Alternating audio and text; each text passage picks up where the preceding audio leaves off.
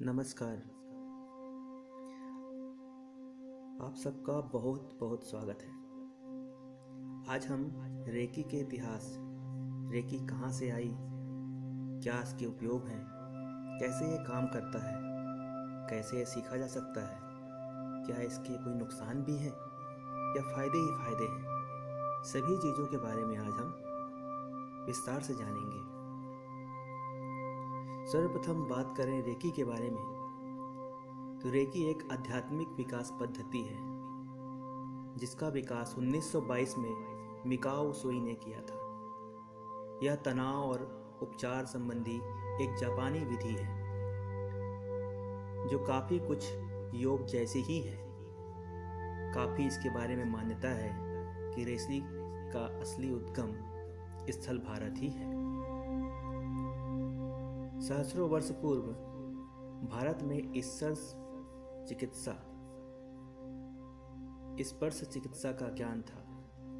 अथर्ववेद में इसके प्रमाण पाए गए हैं।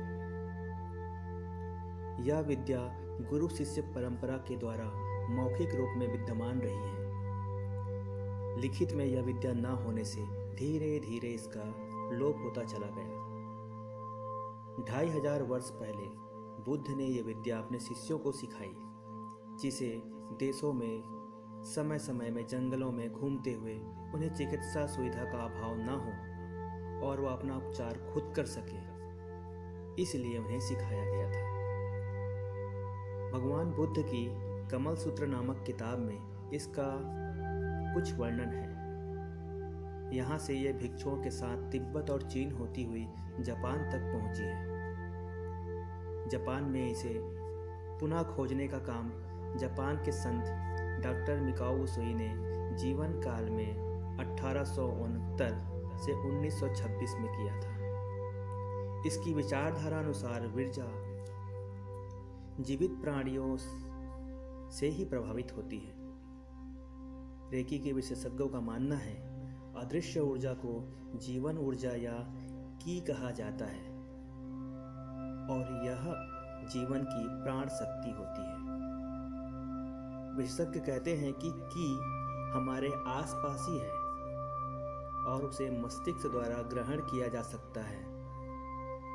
रेकी शब्द में रे का अर्थ वैश्विक अर्थात सर्वव्यापी है। विभिन्न लोगों द्वारा किए गए शोध के अनुसार यह निष्कर्ष निकला है कि विधि को आध्यात्मिक चेतन अवस्था या अलौकिक ज्ञान भी कहा जा सकता है। इसे सर्व ज्ञान भी कहा जा सकता है।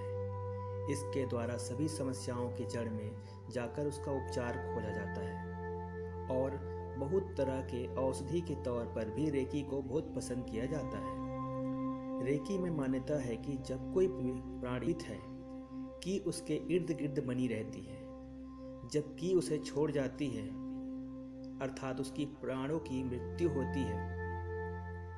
विचार, भाव, आध्यात्मिक जीवन भी की के माध्यम से उपजते हैं। रेकी एक साधारण विधि है, लेकिन इसे पारंपरिक तौर पर नहीं सिखाया जा सकता। विद्यार्थी इसे रेकी मास्टर से ही सीखता है। इसे अध्यात्म आधारित अभ्यास के तौर पर जाना जाता है। चिंता, क्रोध, लोभ, उत्तेजना और तनाव शरीर के अंगों और नाड़ियों में हलचल पैदा कर देते हैं, जिससे रक्त धमनियों में कई प्रकार के विकार उत्पन्न होते हैं। शारीरिक रोग इन्हीं विकृतियों के परिणाम हैं। शारीरिक रोग मानसिक रोगों से प्रभावित होते हैं। रेकी बीमारी के कारण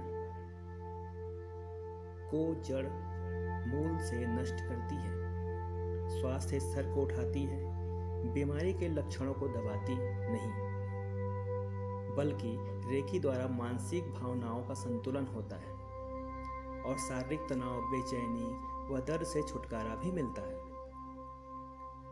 रेकी गठिया, दमा, कैंसर, रक्तचाप, पक्षाघात, अल्सर, एसिडिटी, पथरी, बवासीर, मधुमेह, अनिद्रा, मोटापा, गुर्दे के रोग, आँखों के रोग, स्त्री रोग, बांझपन, शक्ति शून्यता और पागलपन तक दूर करने में समर्थ है। इसके द्वारा विशिष्ट आदर्शों के अधीन रहना होता है। संस्कृत शब्द प्राण इसी का पर्यायवाची है। चीन में इसे ची कहा जाता है। रेकी के विशेषज्ञ नकारात्मक ऊर्जा को समाप्त कर उसे सकारात्मक ऊर्जा में बदलने पर जोर देते हैं। उपचार करते समय रेकी विशेषज्ञ के हाथ गर्म भी हो जाते हैं। रेकी का इस्तेमाल मार्शल आर्ट विशेषज्ञ भी करते हैं। यह विद्या 2 दिन में शिविर में सिखाई जाती है।